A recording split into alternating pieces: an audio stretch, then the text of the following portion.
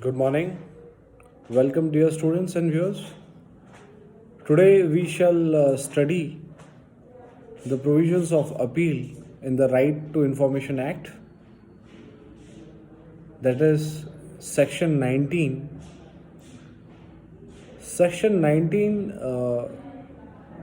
in its provision, provides that if any person does not receive a decision within the specified time which is mentioned under section 7 and its subsections, okay, if the information is related to the life and personal liberty of a person, then the decision has to be which is known, okay, that is the maximum time limit, though it has to be made expeditiously, but the maximum time limit is 48 hours.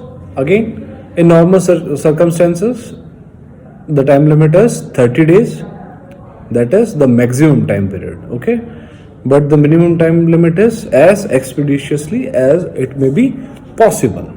So if now let us again read section 19. If any person does not receive a decision within the time specified or is aggrieved by the decision of the Central Public Information Officer or the decision of State Public Information Officer, then such person can prefer an appeal after the within the time of 30 days, okay, after the expiry of the first time, or when he receives the decision after that within the time period of 30 days, okay. And to whom he will be making that appeal? He will make that appeal to the senior officer of that Central Public Information Officer or the State Public Information Officer. The details of the senior officer of the Central Public Information Officer or the State Public Information Officer will always be provided when that request is disposed of, okay. So you will receive email ID, name, designation of that person, also the contact details if any will be provided in that disposed of request, okay. The senior officer of that Central Public Information Officer or the State Public Information Officer's senior officer can entertain that appeal even after the expiry of 30 days, that is the specified time for appeal, in situations when the person beyond the reasonable doubt proves to the senior officer that he was prevented by sufficient cause to the satisfaction of the senior officer. In such a situation, the entertainment of appeal beyond the normal time of 30 days in which an appeal has to be preferred can be made. So it is by way of exception. So the general phenomenon is within 30 days time of the decision you have to prefer an appeal. Where an appeal is preferred against the decision of the Central Public Information Officer or the State Public Information Officer's decision of any information relating to the third party, then such third party should prefer an appeal within a time span of 30 days from the making of such decision, okay. Next is about the provision of second appeal.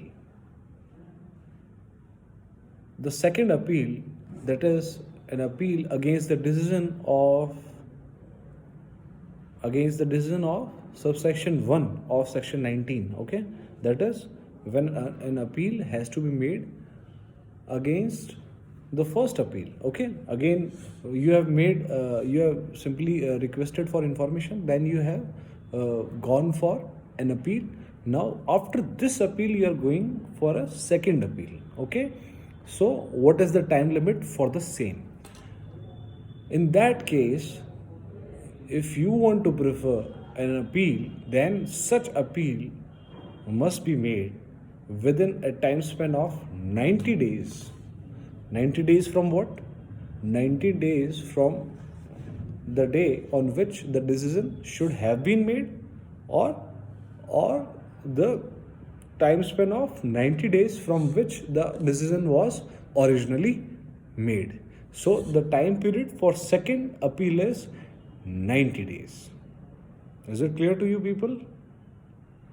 Next, what happens if you fail to prefer the second appeal within a time span of 90 days? So in such a situation, you have to prove to whom you will prefer the second appeal. You have to prove before him that you were prevented by a sufficient cause to prefer a second appeal. And if you prove to his satisfaction that you were prevented by a sufficient cause, then well and good. He will allow you to prefer an appeal even beyond the prescribed statutory time limit. So he is given this discretionary power that he may even entertain the second appeal beyond the statutory time limit. Now, since you are clear with this concept that second appeal has to be preferred before the Central Information Commission or the State Information Commission, as the case may be. Okay? So, if any information which deals with the third party information and the decision has been made by the Central Public Information Officer or the State Public Information Officer regarding that third party information, then now since the appeal will be preferred before the Central Information Commission or the State Information Commission, as the case may be, so here the commission will provide a reasonable opportunity of being heard to the third party. Okay, so here we do follow the principles of natural justice. Okay, and that is a very good thing to do, because here the disclosure of information of that third party is being made. So obviously rules of natural justice and fair play requires that such third party must be heard.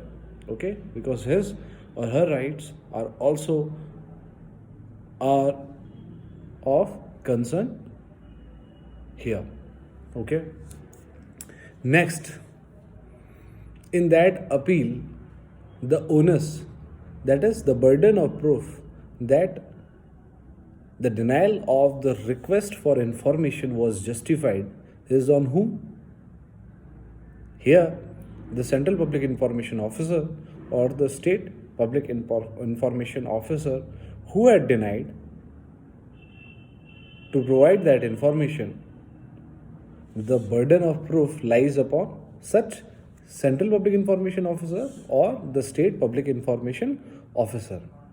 Okay, he has to justify that denial of the request was okay. So thank you, dear students and viewers, for listening so carefully. I hope much of your doubts concerning to the Right to Information Act are clear now. And these are the things which we do learn by practice. So try to bring as many queries as possible, so that you are having a command over this subject. Okay, so in order to have a command over this subject, you need to practice more and try more practical problems. Okay, so have a great day ahead, and do keep learning and keep watching the videos.